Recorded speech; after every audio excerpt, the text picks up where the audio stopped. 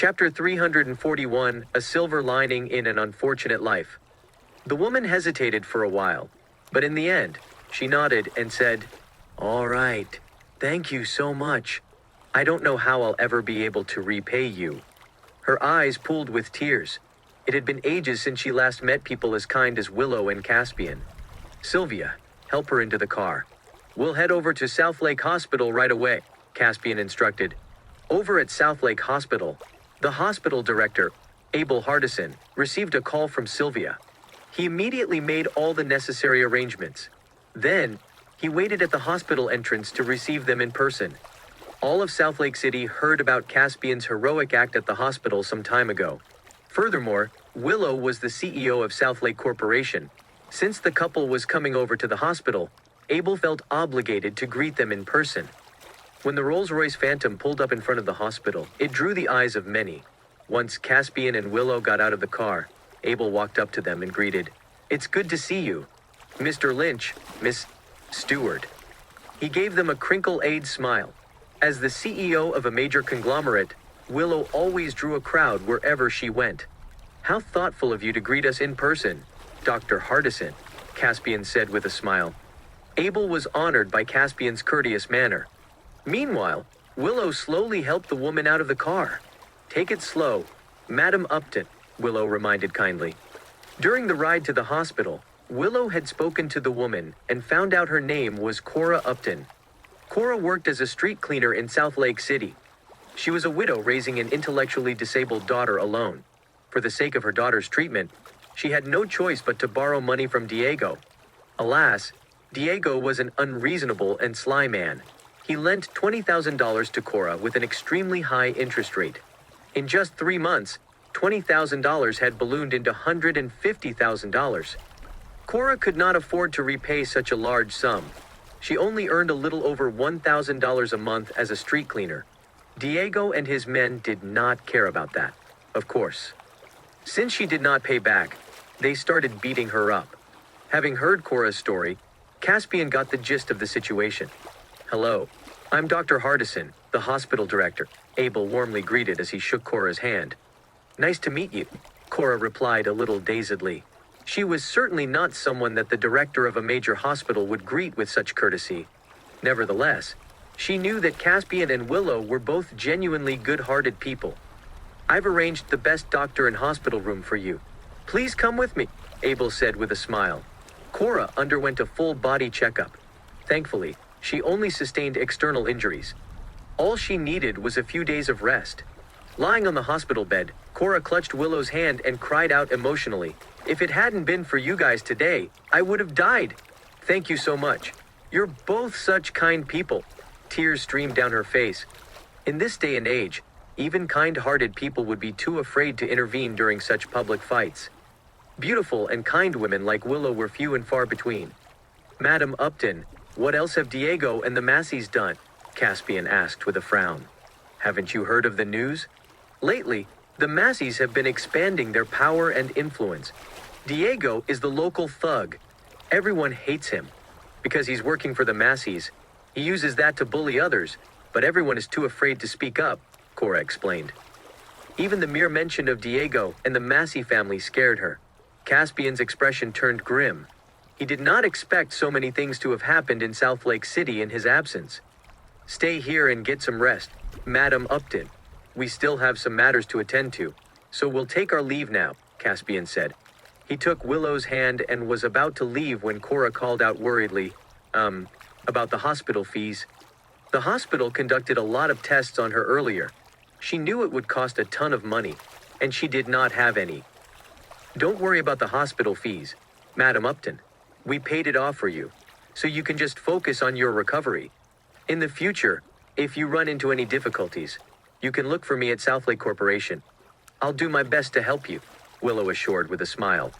She was the CEO of South Lake Corporation, and the company had been expanding rapidly. Thus, she felt it was her duty to help the people of South Lake City as well.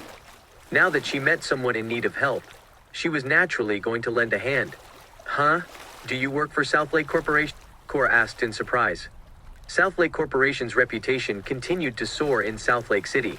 Many recent graduates fought tooth and nail to get a job with South Lake Corporation. The company offered the best benefits and career prospects in the Two Lakes area. That's right. I'm Willow Stewart, the CEO of South Lake Corporation, Willow explained with a smile.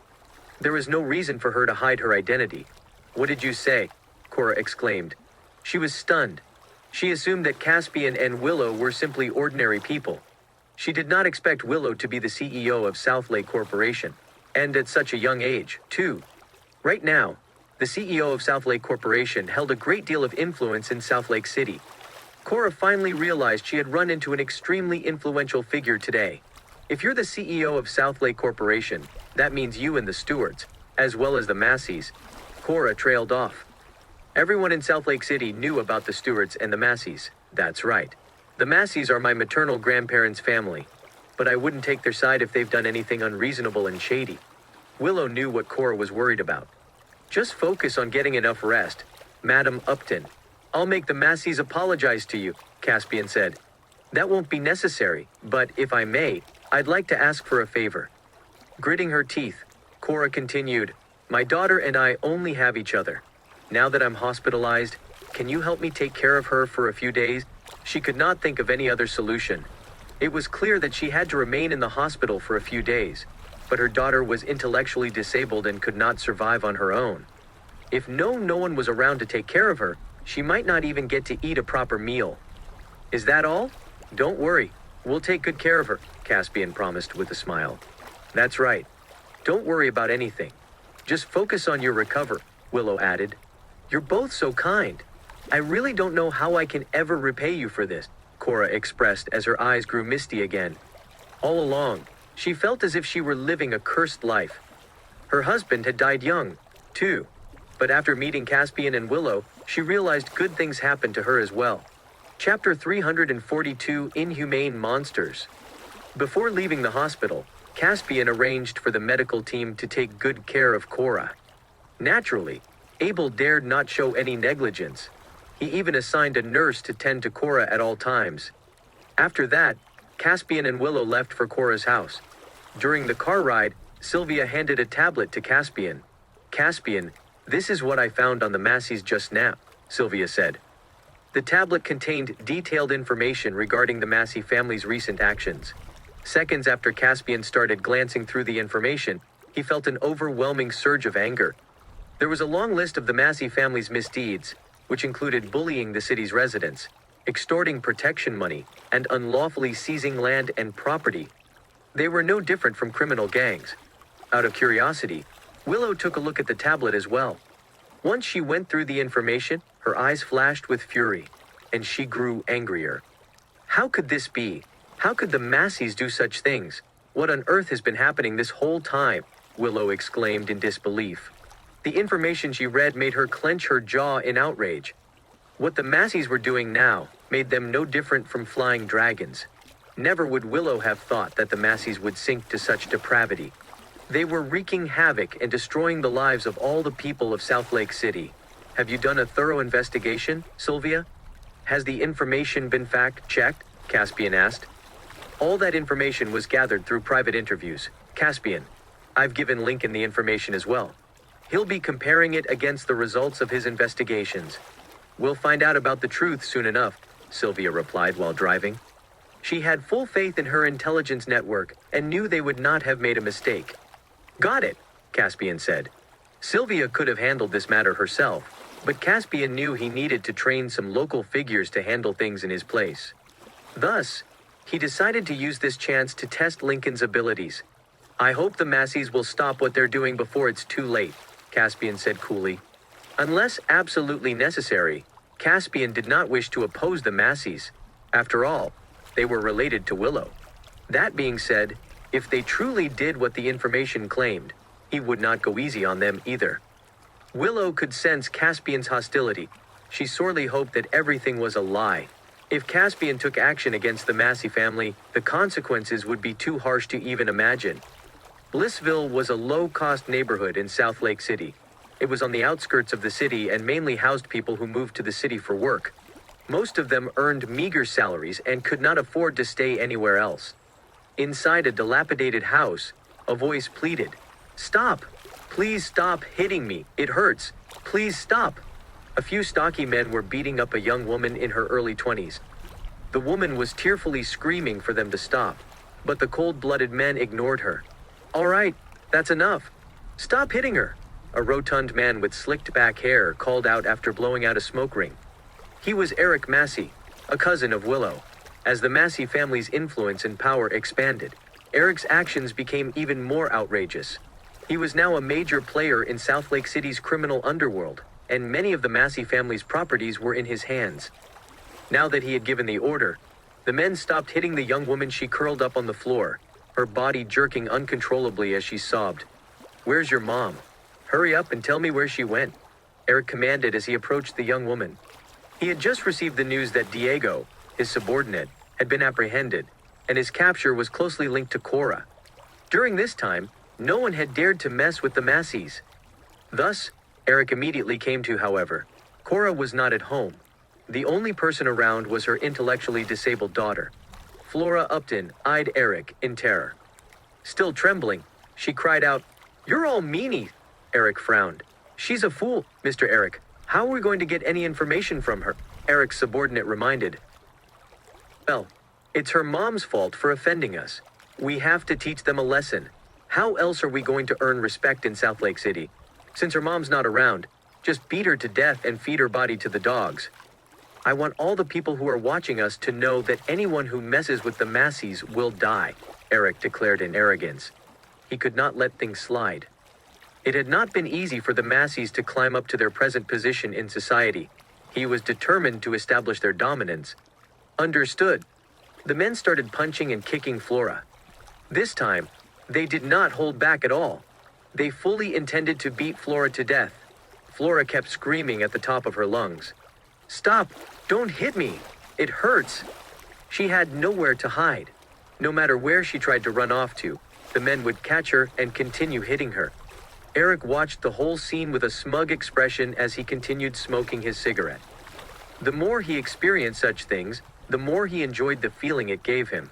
He even felt as if the Masseys would soon be the most powerful family in South Lake City. Just a few years ago, the Masseys were just an ordinary family, and he was no more than a local gangster. However, as the Stewarts began to develop a connection with South Lake Corporation, their position in society grew more prominent.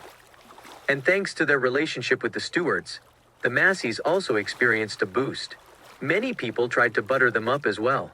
Thus, the Massey family rose through the social ranks, and Eric went from being a street thug to a figure of authority in the criminal underworld. Relying on the influence of both the Masseys and the Stewarts, Eric became a tyrant in South Lake City. No one dared to do anything to him. Everyone knew the Stewarts had a powerful person among their ranks, Willow. The feeling of being able to decide a person's fate gave Eric an unprecedented sense of satisfaction. "You really are a bunch of crude bastards," a grim voice abruptly rang out. A muscular man entered the house, and the air seemed to freeze. Startled, the burly men stopped hitting Flora. A bunch of grown men bullying an intellectually disabled young woman. "Are you not ashamed of yourselves?" "Have you no shame?" Caspian snarled. He could not believe how despicable they were being. They even attacked an intellectually disabled young woman. Such monsters. "Who are you? Mind your own fucking business," Eric hollered as he glared at Caspian. He could not believe that someone would try to interfere. "Where are you from, punk?" "I'm related to the Masseys. If you dare to stick your nose where it doesn't belong, I'll get them to beat you up, too," Eric scoffed condescendingly. Caspian's expression grew stormy. It was the Masseys again. They were going too far. He realized he needed to teach the Masseys a lesson. Chapter 343, Get the hell out of here now. "It doesn't matter who I am, but since you've run into me, you're done for," Caspian said with a smirk. The burly men exchanged stunned glances. They could not believe that someone would try to mess with the Masseys. "You've got a death wish, don't you, punk? How dare you go against me?" Eric guffawed before snapping his fingers. "Get him! Teach him a lesson!" The fierce-looking men began charging at Caspian. Eric smirked devilishly. Only someone who did not value his life would have the nerve to offend the Masseys. Before Caspian could even speak, a shrill voice rang out. "How dare you vermin try to attack Caspian?" Sylvia jumped into the foray. and with just a few swift kicks from her, the burly men all ended up on the floor. She returned to Caspian's side. Caspian eyed Eric coldly. The Masseys were far too bold. What? Eric sputtered. He was scared witless. His men had been working for him for a long time now. How could they have been defeated by a woman? Eric's expression turned unpleasant as his fear intensified. Who the fuck are you? Eric hollered as he glared at Caspian and the others. I'm one of the Masseys. I advise you to mind your own business. He wanted to suppress his own fear with a show of bravado. A crisp sound echoed in the house, and Eric felt a stinging pain on his cheek. Did someone just hit him? He controlled the Massey family's underground forces, and he could not believe someone had the gall to hit him. Dumbstruck, he stared at the beautiful woman in front of him. She was fuming. You're a bastard. You're the black sheep of the Massey family, Willow shouted. Initially, she did not want to hit Eric, but since this involved her maternal grandparents' family, she could not hold back. Fuck, you shameless bitch, how dare you hit me? You're fucking paying for this, Eric snarled. He was seething with rage. Lately, not a single soul in South Lake City dared to show the Masseys any kind of disrespect, and yet a woman had just hit him. Brimming with anger, Eric raised his hand to hit Willow. Another clear slap rang out. Willow remained in her spot, unharmed. On the other hand, Eric was sent flying backward before crumpling onto the floor. He spat out a mouthful of blood, and out with it came a few of his teeth. How dare you try to hit my wife? Caspian growled as he stood imposingly in front of Willow. Who the fuck are you? Eric roared as he stared daggers at Caspian. Smoke was about to come out of his ears. Who the hell were these people? What gave them the audacity to interfere with his matters? Did they want to be kicked out of South Lake City? Why is a scoundrel like you a part of the Massey family? Take a closer look and see who I am. Willow shouted at Eric as she came nearer. You? Taken aback, Eric studied Willow. Moments later, his expression froze. You're my cousin, Willow, Eric gasped tremblingly. He was related to the Masseys and met Willow before. However, as he used to be a gangster, the Masseys thought little of him, and he had only met Willow once. Earlier on, his fury made him lose all reason. He did not take a closer look at Willow and failed to recognize her. Now that the situation dawned on him, he began to feel uneasy. He had a feeling he was in deep trouble. Willow was the CEO of South Lake Corporation and a daughter of the Stewart family. The Masseys only managed to expand their power due to Willow's connections and reputation. In other words, without Willow, the Masseys were nothing. Shut up! I'm not your cousin. I'm not related to a rotten beast like you, Willow snapped. She was infuriated. It was rare for her to be this furious. She did not even bother to maintain her decorum. Eric's despicable actions would only lead the Masseys further into the wrong path, and they would drag the Stewarts down with them too. Although Willow's relationship with the Stewart family was strained, she did not want anything to happen to them. In an instant, Eric got onto his knees. He quickly hung his head in regret. I didn't mean to. Willow, Eric cried out tearfully. I didn't recognize you earlier. Otherwise, I never would have dared to be so arrogant toward you. Since we're related, could you please forgive me just this once? Willow's expression soured even further. Eric's actions repulsed her. Just moments ago, he had been arrogant and domineering, but now that he recognized her, he was pleading on his knees. Was this the Massey family's attitude? They were bullies through and through.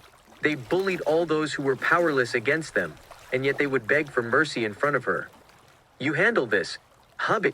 Willow turned around and said to Caspian. She did not want to have anything to do with this anymore. She felt disappointed in the Masseys. It would not have been a problem if they used their connection with South Lake Corporation to do decent things.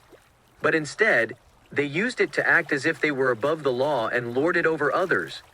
All right, I'll settle everything, Caspian assured Willow as he held her hand comfortingly. His reassurance made Willow feel a little better. It seemed like all difficulties could be easily resolved as long as he was around. Caspian walked up to Eric and glared at him in fury. His commanding air made Eric tremble in fear. His back was drenched in sweat. Eric did not know who Caspian was, and wondered why Caspian had such an imposing manner. Just the sight of Caspian alone was enough to terrify him. The pressure of talking to someone like that felt unbearable to him. Get hell out of here. Tell the Masseys that this isn't over yet. Caspian declared icily. Eric silently nodded, too scared to speak. Though he was unaware of Caspian's true identity, Caspian exuded an imposing air that overwhelmed him. He had a feeling that he and the Masseys had offended someone powerful. Willow was furious as well, and she was the CEO of South Lake Corporation. Eric did not know how he was going to report this to the family. If the Masseys found out he had offended Willow, they would definitely punish him. Eric did not want to go back to being a local thug. He was used to his current lifestyle as the underground kingpin. "Why are you still here?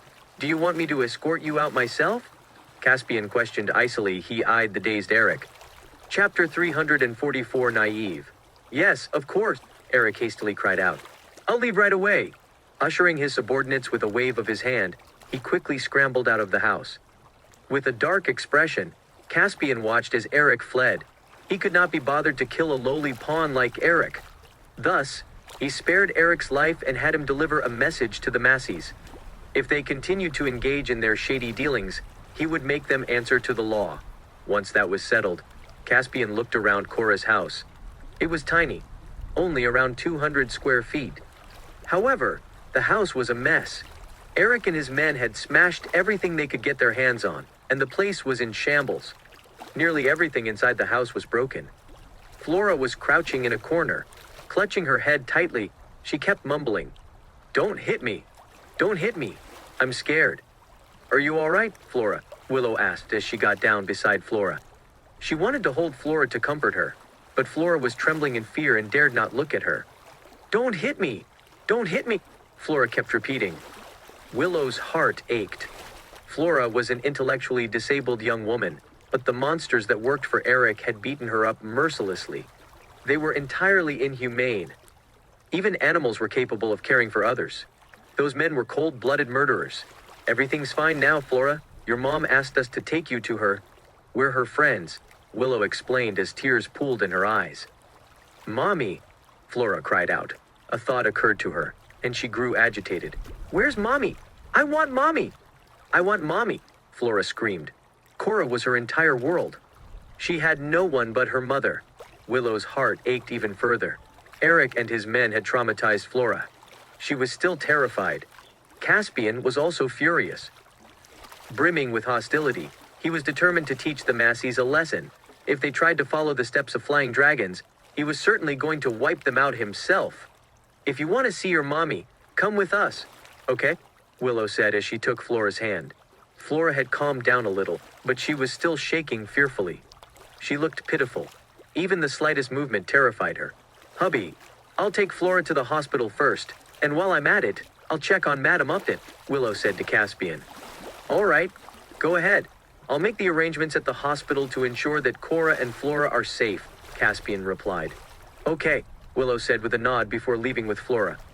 Flora was severely injured, too, so she needed to get to the hospital as soon as possible. Once Willow left, Sylvia said, "Lincoln's got news for us, Caspian." Caspian's gaze sharpened. "Let's go," Caspian said. He and Sylvia left Blissville. The Massey family had undergone a massive change. As the family's power and influence continued to grow, they renovated their home, Massey Manor. It was now a representation of the Massey family's lavish lifestyle. Apart from Caspian and Willow's riverside villa, Massey Manor was probably the most extravagant residence in South Lake City. A large team of bodyguards patrolled the compound at all times. The Massey family made sure that security was tight. No one could enter without permission. Inside the living room, a woman in her 20s was lying on the couch, looking relaxed and satisfied. She kept barking orders to the maids beside her. The woman was Jessica Massey, the oldest granddaughter of the Massey family. Following the rise of the Massey family's standing, many showed her a great deal of respect as well. As Jessica reveled in smugness, she suddenly thought of someone, Willow. Although the Masseys had elevated their social standing, Jessica was still inferior to Willow. She could not even hold a candle to the latter. That thought made Jessica seethe with rage. Why did she have to be worse off than Willow? Sooner or later, she would become even more powerful than Willow. Meanwhile, the man beside Jessica was smoking an expensive cigar with a similarly self-satisfied expression. He was Jessica's husband, Kevin Copeland. His family, the Copelands, were also benefiting from the Massey family's continued growth. They even managed to work their way into the upper echelon of society in East Cove. Darling, our businesses keep growing. If this continues, we might be making $100 million in profits this month. How thrilling, Kevin declared in excitement. He behaved agreeably around his wife. After all, it was thanks to the Masseys that the Copelands got to where they were now. It would be bad for Kevin and his family if he displeased Jessica. Thus, he was always careful around her. It's just $100 million. What's there to be excited about? You're so naive and short-sighted, Jessica indifferently remarked as she glanced at Kevin. She had little regard for him. Even though she was married, men were lining up to woo her. She was a hot commodity right now. Yes, you're right. It's only $100 million, Kevin quickly agreed with a meek expression. He dared not cross Jessica. That being said, some of our debtors haven't been paying off their loans recently. If this continues, it won't be good for us, Kevin said worriedly. The Masseys owed their rapid growth to their illegal businesses. Everything they had came from shady dealings, such as being loan sharks. They dabbled in every line of business that made a quick buck and did not care whether it broke the law. Who hasn't paid us back yet? If they haven't, make sure they're taught a lesson. Let's see who can take a tough beating. Give Eric a call. Tell him to do as I said, and if anything happens, the Masseys will settle things for him, Jessica commanded cruelly. The more shady the business, the more profitable it was, and giving out high-interest loans made them a fortune. The profits just kept rolling in. A meager $10,000 could instantly turn into $1 million, or maybe even $10 million. That was even more profitable than robbing a bank, though it came with its own set of dangers, of course. Still, thanks to such dubious methods, the Masseys swiftly made over $1 billion. Therefore, the Masseys prioritized their shady businesses a lot. It was their main source of income. They would not allow anything to go wrong. After hearing Jessica's order, Kevin was apprehensive. Were the Masseys truly that powerful? Even though the family had been doing well for itself, they had not grown to the point where they could do whatever they wanted in South Lake City, right? Even Flying Dragons, which was once the local kingpin, had been annihilated as well. Chapter 345, Gathering Evidence of Their Crimes. Kevin trembled slightly at the thought. The Masseys had their share of enemies, of course. They did not have a strong standing in society yet. Previously, Kevin had paid attention to the massacre of Flying Dragons, and he knew it seemed to have been related to Caspian. Some said that Caspian was no ordinary person. On the contrary, he was a powerful figure who called the hit on Flying Dragons. Just then, Eric came running into the house. I have bad news. Something terrible has happened, he yelled breathlessly. Brows creasing in displeasure, Jessica huffed. Stop yelling! What are you panicking about? You look like a mess. Eric did his best to compose himself. He dared not say anything. Initially, he was simply a street thug in South Lake City. It was Jessica who gave him the chance to lead the Masseys' underground forces. Eric was able to establish himself in the city mainly due to Jessica's support. With just a single word from her, he could lose everything he had now. Therefore, he dared not show her any disrespect. Jessica smirked at the sight of Eric's meekness. What's going on? What made you so flustered? Jessica asked puzzledly.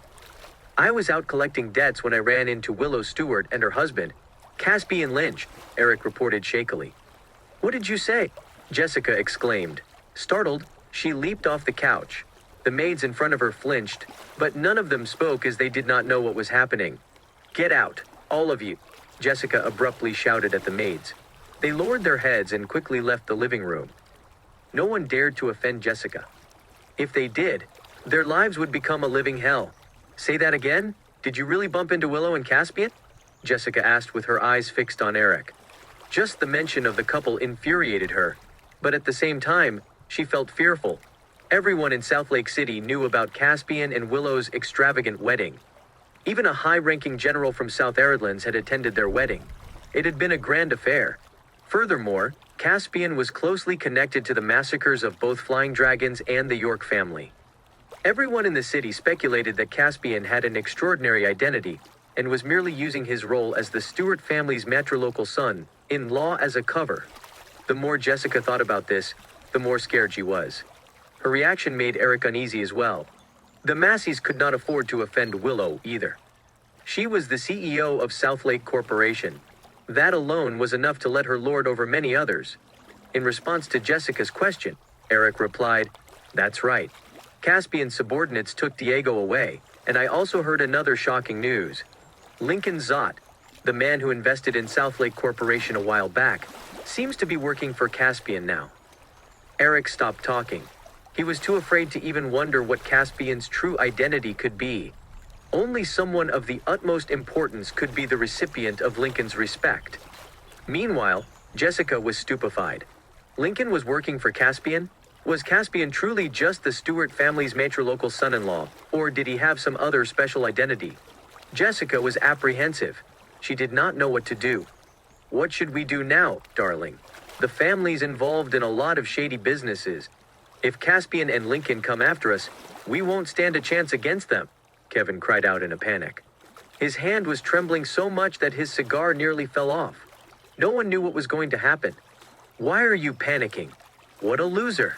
Everyone used to say Caspian was a useless good-for-nothing. But I think you're the useless one. All you do is panic. Act like a man. Why don't you?" Jessica shrieked as she glared at Kevin. She berated him without holding back, and he was too scared to say anything. But deep down inside, he was upset. Everyone in Southlake City used to think that Caspian was a loser. They considered him at. Although Kevin's family, the Copelands, weren't that prominent either, he used to think he was a lot better than Caspian. But now, he could not think the same anymore. Willow had become the CEO of Southlake Corporation, and Caspian no longer kept a low profile like he used to. Still, despite feeling upset, Kevin had to keep his feelings to himself.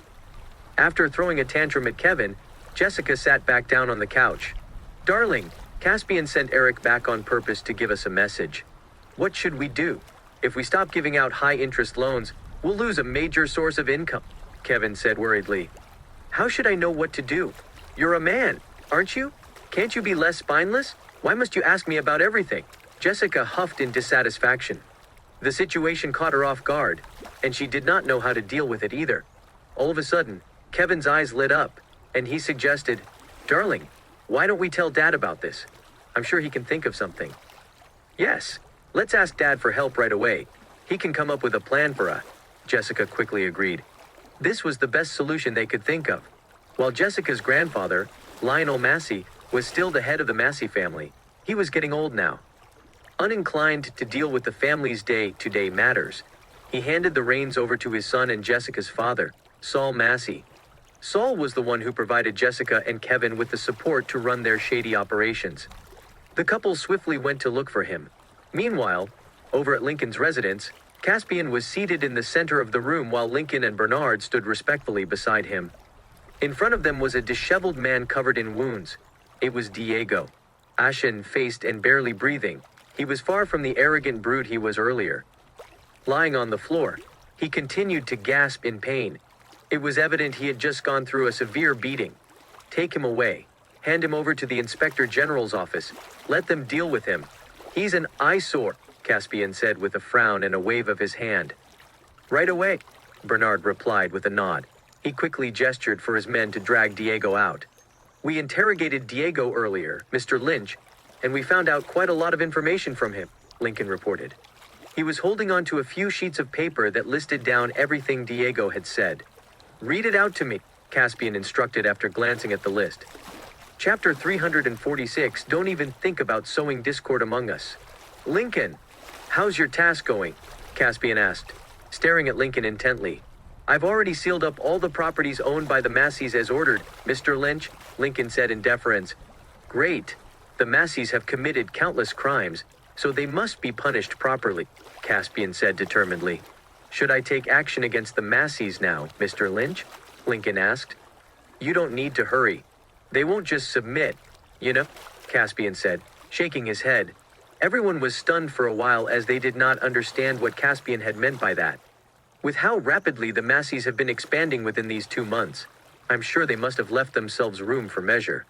"We must be completely confident that we can suppress them before doing anything," Caspian explained.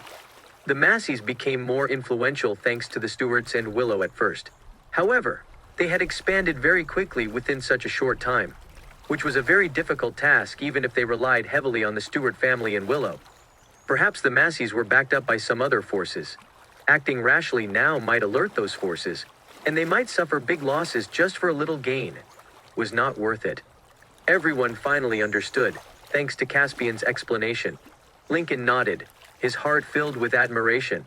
As expected of the Dioteranian god of war, Caspian's wisdom and frame of mind were incomparably broader than that of the average person. I have a plan that might make the Masseys give themselves away, Eric suddenly said. He lowered his voice before saying to Caspian, Mr. Lynch, maybe we can have Kevin Copeland spy for us. He's having a hard time after marrying Jessica. If we give him some benefits in exchange, he'll surely agree to it. Really? Caspian frowned. I'm certain. Kevin is a son-in-law of the Masseys, but he's currently having a hard time. He's neglected by the rest of the family, and no one treats him seriously. Not only does Jessica yell at him all the time, but she also hits him, Eric said. I'll leave this to you, Lincoln. If Kevin's willing to help, I can let him live, and the Copeland family will be forgiven, Caspian ordered. Got it, Mr. Lynch. I'll do as you say, Lincoln nodded, treating this with the utmost. Caspian did not say more. This would also be an opportunity to put Lincoln's capabilities to the test. The Southlake Elderly Home was an elderly home only in name. The premises covered a huge area of land, and no ordinary elderly citizen would be allowed in. The facility was exceptionally grand, and the residents were taken care of by specifically hired doctors and nurses. Staying here was no different from staying in a villa. Also, everyone here was either wealthy or powerful. Marilyn and Lionel sat by a table in the park, discussing among them. They were in-laws, but their families did not visit them often. However, they had grown closer to each other recently due to whatever was happening with the Masseys and the Lincolns. Lionel was indisputably the one with the highest status in the nursing home.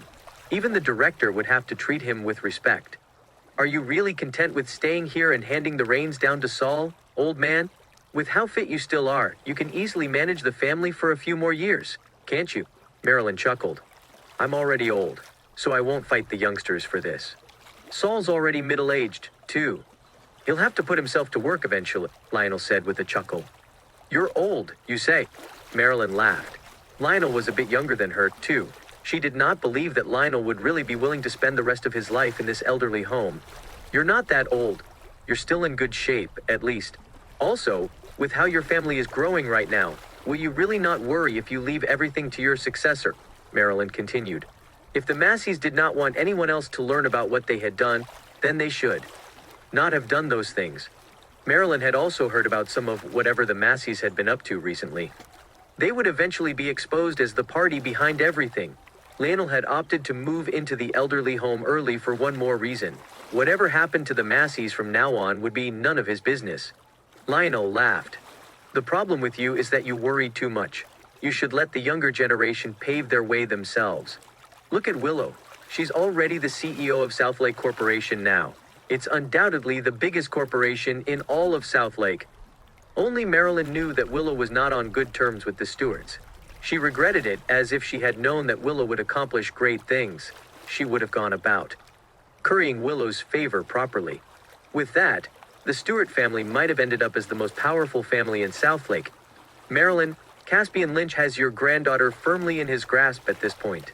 With him here, the Stuarts might never be able to expand further. Don't you want to do something to change that? Lionel said meaningfully. Upon hearing that, Marilyn was stunned for a while. Lionel was right. The worsening relations between Willow and the Stuart family were mostly thanks to Caspian. If they could persuade Willow to provide the Stuarts with a little assistance, they would undoubtedly become more powerful than before. However, Caspian was not the useless man he had been. Many rumors about Caspian could be heard in Southlake City, all of them about how powerful he was. Marilyn was no longer bold enough to provoke Caspian now. She wanted to live for a few more years. What do you mean by this, Lionel? Do you want my family members to fight each other? Caspian is my grandson. In-law? No matter what, and Willow is my granddaughter. We're still family, after all. Marilyn frowned. Lionel grinned. Marilyn sounded convincing, but was that really what she thought? She just no longer dared to provoke Caspian recklessly. Willow was the CEO of Southlake Corporation now, too, which meant that her words carried more weight. There was no way the Stewart family could control what Willow would say or do. I'm just saying, don't take it seriously. But didn't Willow cut off ties with the family because of Caspian? Lionel asked. I'll take your word for it. But if you keep on talking, I'm going to make sure you know I'm pissed off. You don't have the right to insult me, either. Do you? I know why you're hiding here in the elderly home, because you're worried that whatever will happen to your family will also affect you?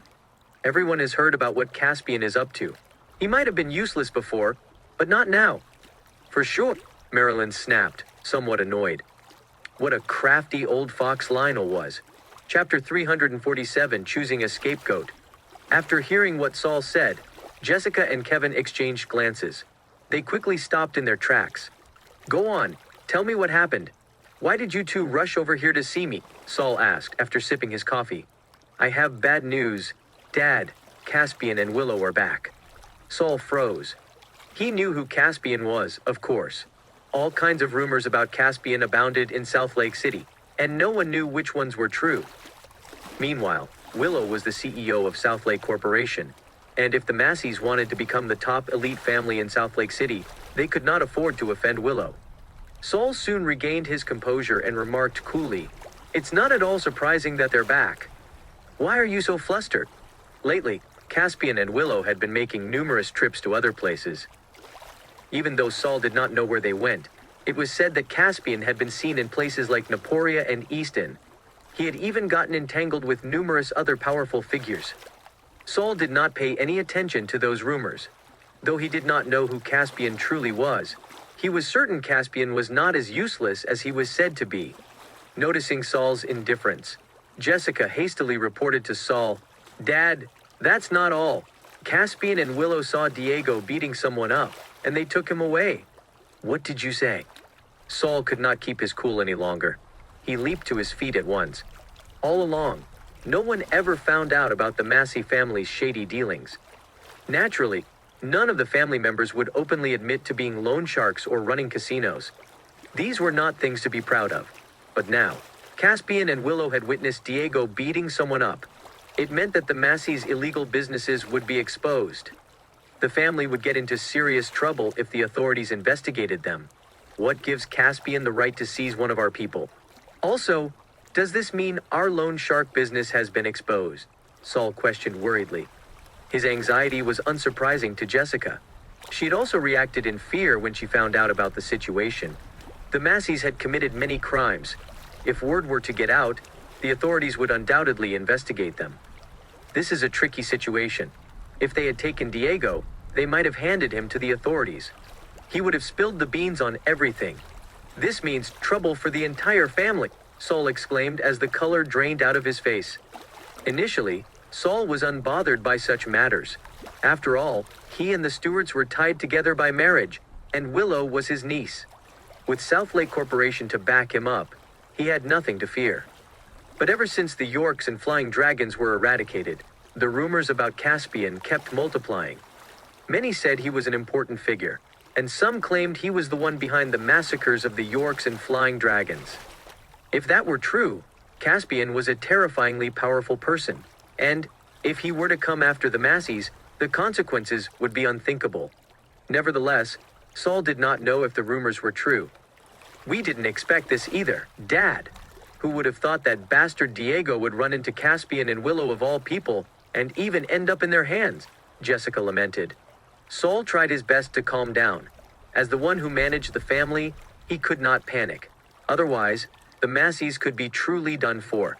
He had to think of a way to ensure the family came out of this unscathed. Don't panic. There's bound to be a way for us to resolve this crisis. We've only just started building up our foundations. I'm sure we'll brave through this, Saul said solemnly. His goal was no longer to become the top family in Southlake City. First of all, he needed to find a way to keep everyone alive. If he could not even do that, there was no point in dreaming about achieving anything else. So what should we do now, Dad? Jessica asked impatiently. This was the most difficult crisis she ever had to deal with. Relax. We still have people we can count on. Don't forget about the Stewarts. We're related to them by marriage. And Willow's the CEO of South Lake Corporation. She can turn the situation around with a snap of her finger, Saul declared. Maybe all we need to do is ask your Aunt Kate for help, and the entire situation will blow over. Considering our relationship, it's perfectly reasonable to ask Willow to step in and help us, right? So what if Willow and Caspian were powerful people? At the end of the day, Willow was a Stewart, and Caspian was the Stewart family's matrilocal son, Law. Saul figured that if he got his younger sister Kate to say a few words, Caspian and Willow would have to do whatever Kate said. Dad, are you sure Aunt Kate will help us? Jessica asked. She did not know how the situation would go. Would Kate be willing to help the Masseys? Don't worry. I know what she's like. She's a proud woman who cares a lot about her reputation, and she's also very greedy. As long as we give her something in exchange and butter her up with flattery, I'm sure she'll happily take our side, Saul said with a chuckle.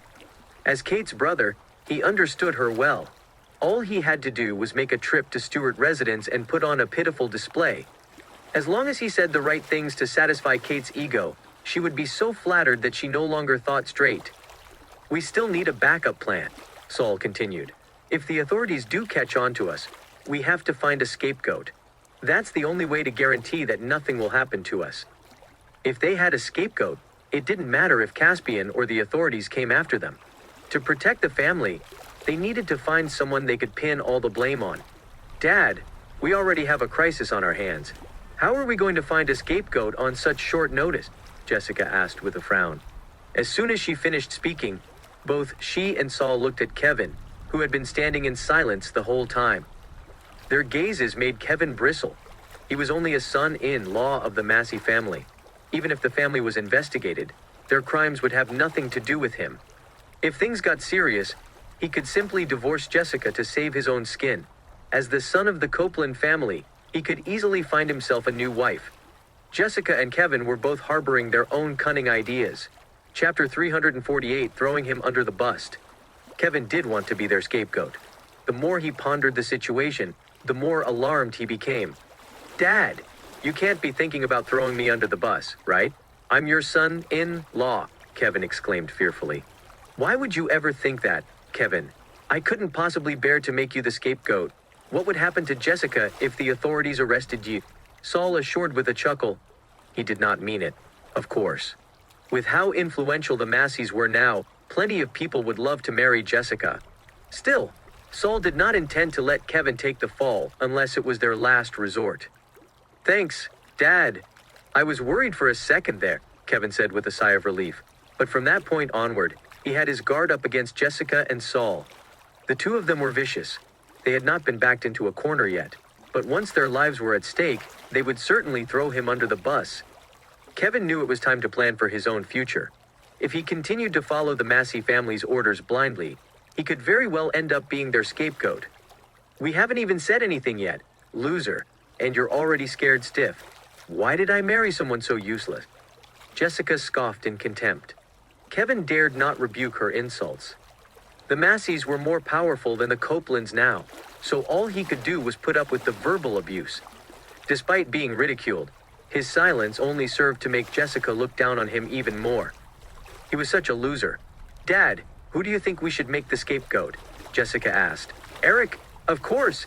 He's the most suitable person, Saul declared with a smile. Jessica's eyes brightened at once. You're absolutely right. Eric's the one who's been handling everything. We, the Masseys, had no idea what he was up to. That's settled. If they investigate the family, we'll just pin the blame on him. Once he's gone, nothing will happen to us, Jessica declared gleefully. Eric was merely a distant cousin of hers, and for the sake of protecting the Massey family, they had to sacrifice him. Exactly. When the time comes, we'll just pretend to be unaware of the situation. We'll say that Eric started the loan shark business on his own. It has nothing to do with us. That way, even if the authorities investigate us, they won't find evidence against us, Saul added with a smug smile. Ha ha ha.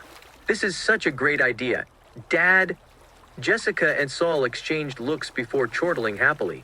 Meanwhile, Kevin felt chills running down his spine. Why had he never realized just how cruel and merciless Saul and Jessica were? They would disregard the lives of others for the sake of their best interests. Without their support, how could Eric have dared to run illegal operations in South Lake City? He was merely one of their distant relatives. At the end of the day, they had been using Eric as a pawn all along. Now that they ran into a crisis, they wanted to abandon him and shove all the blame on him. Although Kevin was disgruntled, he did not say anything. He would be a fool to stand up for Eric at this time. If Eric did become the scapegoat, he would probably be the one who took the fall. "Why are you just standing there?" Jessica snapped as she shot Kevin a contemptuous glance. "Get Eric here." "Got it. I'll bring him over right away," Kevin said with a nod. He went off and did as told. "Mr. Massey, Ms. Massey," Eric greeted respectfully. He behaved obediently in front of the Masseys. If he wanted to establish himself in South Lake City, he had to butter up to Saul and Jessica. "Do you know why I called you over, Eric?" Saul asked as he eyed the clueless Eric. The look on Saul's face gave Eric an ominous feeling. "Are you refusing to admit your wrongdoings, Eric? You've been using the Massey family's influence to bully innocent people and break the law. The authorities are about to investigate you now. Are you not going to repent?" Saul abruptly shouted. Eric was dumbfounded. What was going on? Still in a daze, Eric said, "Mr. Massey, I did everything under your orders. If not for you, I would never dare to." Silence. When did I ever tell you to engage in any sort of criminal activity? The Masseys have always been decent and upright members of society. You did those shady dealings on your own accord. They have nothing to do with the Masseys? How dare you try to frame us? Saul roared. What? But in an instant, Eric realized what was happening. Saul was trying to make him the scapegoat for the Massey family's crimes. What do you have to say for yourself? I let you handle some of the family's businesses because I trusted you. How was I supposed to know that you'd do so many illegal things behind my back? Jessica quickly spoke up angrily. Ha ha ha. I see how it is. Do you two have any decency? Everything I did was under your orders. But now that something has gone wrong, you're trying to make me your scapegoat, huh? How cunning of you, Eric scoffed. That's right. We plan on letting you take the fall, Eric.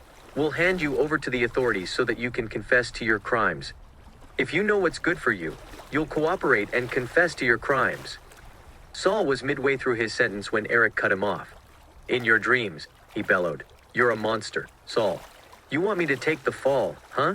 Well, if I go down, I'm taking all of you down with me. I'll expose all of the Massey family's crimes. Since you want to ruin my life, I'll make yours a living hell, too. Eric was once a street thug. He was no pushover. If the Masseys were going to treat him this way, he would not hold back either. He could always tell the authorities everything. Perhaps his confession could lead to a more lenient sentence. He did not care what would happen to the Massey family after that. Take us down with you, eh? You wish, whether you like it or not, you're going to take the blame for this. If you dare say a word about our involvement, don't blame me for not showing any mercy to your family. Even if you don't care about yourself, I'm sure you care about your wife and family, right? Saul threatened viciously. Eric froze.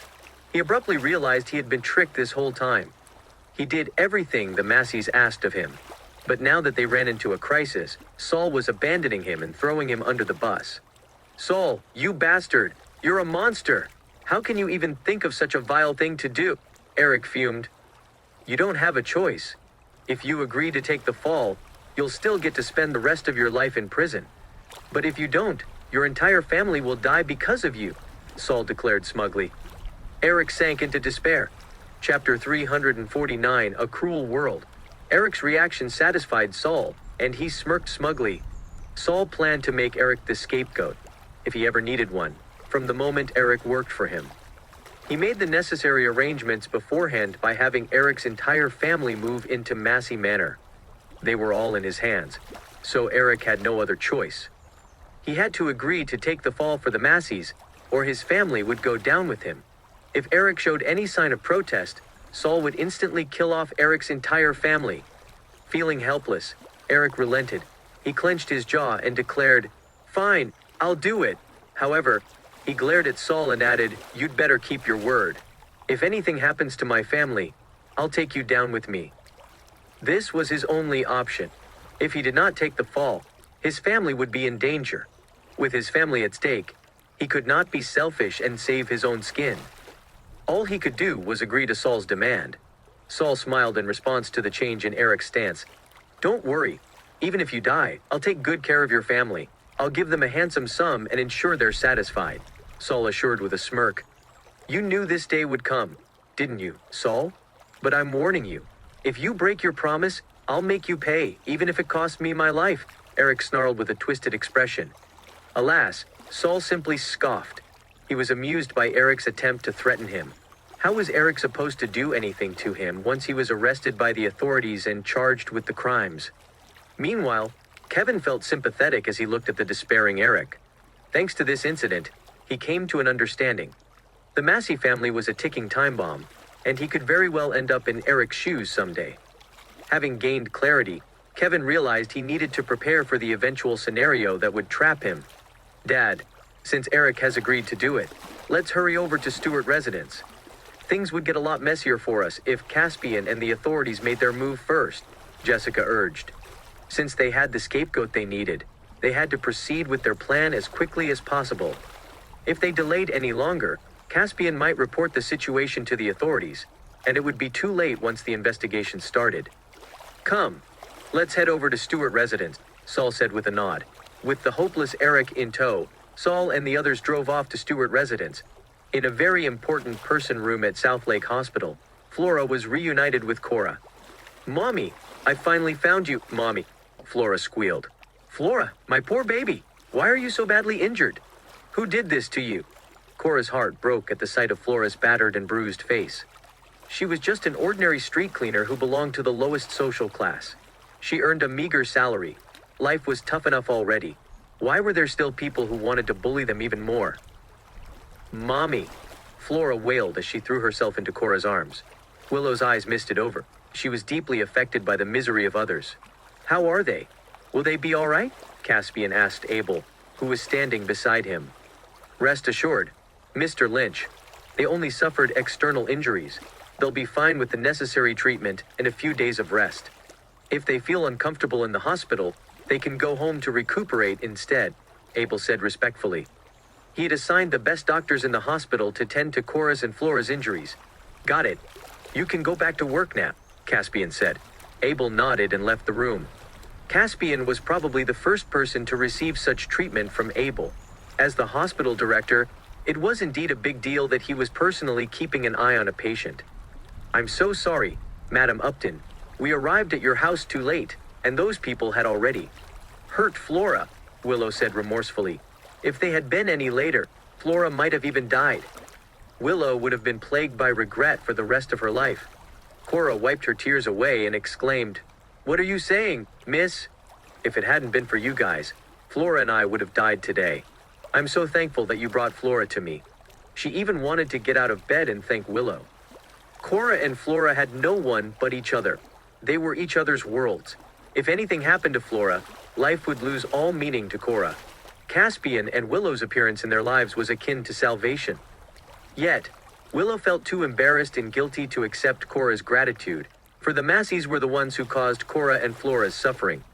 "Don't say that, Madam Upton. You don't need to be so courteous. To be honest, I'm related to the Masseys, and I never thought they'd do such an outrageous thing," Willow declared as she held Cora steady and stopped her from thanking her. The more grateful Cora was, the more uncomfortable Willow felt. If not for her, it was unlikely that the Stewarts and the Masseys could have expanded their power and influence so rapidly. Perhaps none of this would have occurred if she had not been the CEO of South Lake Corporation. This thought only served to intensify the guilt Willow felt. "Miss Stewart, I know you're the CEO of South Lake Corporation. You're a kind woman. The Masseys have done terrible things, but their actions have nothing to do with you. I saw everything that you've done for me. Without you and your husband, Flora and I would probably be dead by now," Cora said gratefully. She was not a highly educated woman, but she knew right from wrong. The Massey's conduct had nothing to do with Willow, and she was not going to blame Willow for what happened.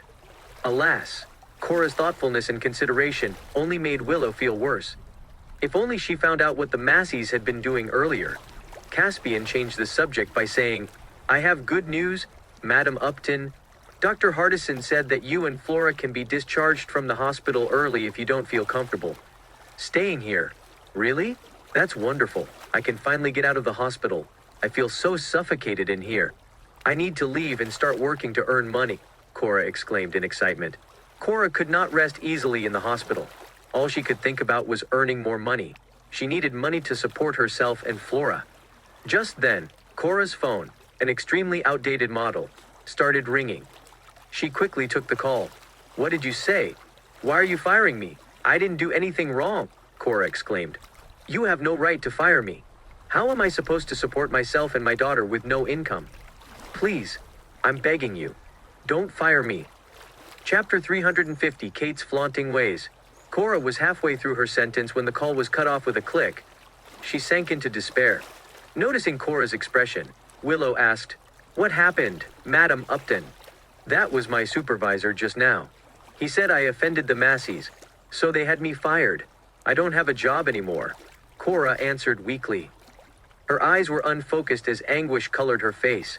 As soon as she finished speaking, she began to sob. Though her work as a street cleaner paid very little, it had been enough for her and Flora to survive. Now that she was jobless, she and Flora would probably end up homeless. Cora lamented her fate. Why was life so cruel to her? Why did the wicked go unpunished while the innocent suffered calamity after calamity? How can they rub salt on your wound? The Massies beat you up in public, and this supervisor yours is being so unreasonable. How could he fire you? Willow exclaimed in fury. She felt bad for Cora and Flora. They suffered so much in life. Cora was the victim in this situation, and she had not offended the Massies on purpose.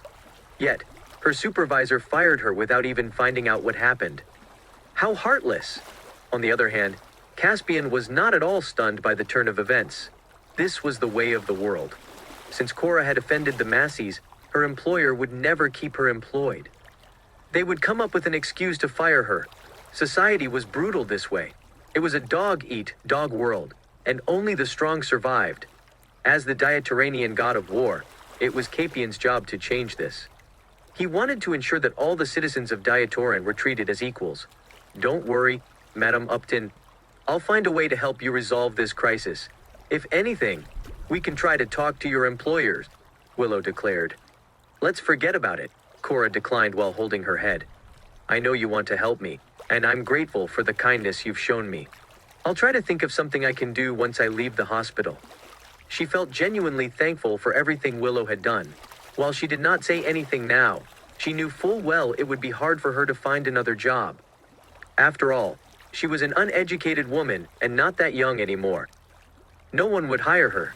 For the first time ever, Willow realized just how tough life was for those who belonged to the lower economic classes. At the same time, a thought began to take root inside of her once Southlake Corporation expanded further.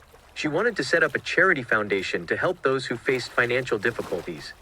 It doesn't matter if you lose your job. In fact, I think it's a good thing. Caspian chimed in with a smile. Huh? Cora looked at Caspian in confusion. What do you mean by that? Hubby, how is it a good thing? Willow asked in confusion as well. Cora was saddened enough by the fact that she had been fired. And it sounded as if Caspian was rubbing salt into her wound. What do you think I said? I guess I wasn't being clear enough. Well, being a street cleaner is tough, and it pays very little. Why don't you get a job with a higher salary? Caspian suggested with a chuckle. Have you thought of something, hubby? Willow asked anxiously. You're being so silly. Have you forgotten that we still need a housekeeper for our place? Why don't we let Madam Upton work for us? Another option would be hiring her to work as a janitor at Southlake Corporation. You can decide how much she gets paid, Caspian said while patting Willow on the head. Currently, Caspian and Willow did not have a housekeeper for Riverside Villa. Since Cora seemed like a trustworthy person, Caspian figured there was no harm in giving her the job. You're right, hubby, Willow exclaimed in realization. Why didn't she think of that? Why don't you work for us, Madam Upton? All you have to do is keep the house tidy. You can also be a janitor at Southlake Corporation, but the work will be harder. Why don't you decide? Which one suits you better? Willow asked. She gave Cora the choice in the matter to protect Cora's self-esteem. She did not want Cora to think the job was a handout. Cora was thrilled by the offer, but she hesitated. Maybe I shouldn't work for you. she said falteringly. I'm not educated, and I'm not a good worker. I'm sure I won't do a good job as your housekeeper, and I'll be even worse as a janitor at Southlake Corporation. She knew full well that Willow would not take advantage of her. If she worked for them, they would pay her a far higher salary than what she earned as a street cleaner. But she was worried about doing a bad job. It'll be fine. My husband and I are the only ones staying at our place. No one will complain about your work, Willow hastily assured. Well, Cora was still hesitant. I know what you're concerned about, Madam Upton, but you need to think about what's best for Flora, too. Now that you've lost your job, you won't even be able to put food on the table, Caspian said. Cora glanced at Flora and felt remorseful. Caspian was right. She needed to find a job as soon as possible to continue providing for her and Flora's needs. She couldn't let Flora go hungry. Having made up her mind, Cora said, "Okay, I'll do it." "That's great," Willow exclaimed happily. "That's settled then.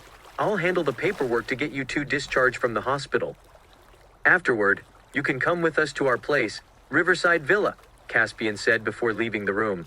Cora's heart was filled with gratitude. She knew that Caspian and Willow offered to hire her as their housekeeper because they were trying to help her. Moved beyond words, she could not believe she was fortunate enough to run into wonderful people like them. Cora made up her mind to do a great job as their housekeeper to repay them. Ever since Kate found out that Carl earned $800 million, she began to strut around like a peacock. She went out around flaunting their newfound wealth, spending all her time idly with her friends. Lately, her favorite pastime was joining the other ladies at the park for yoga.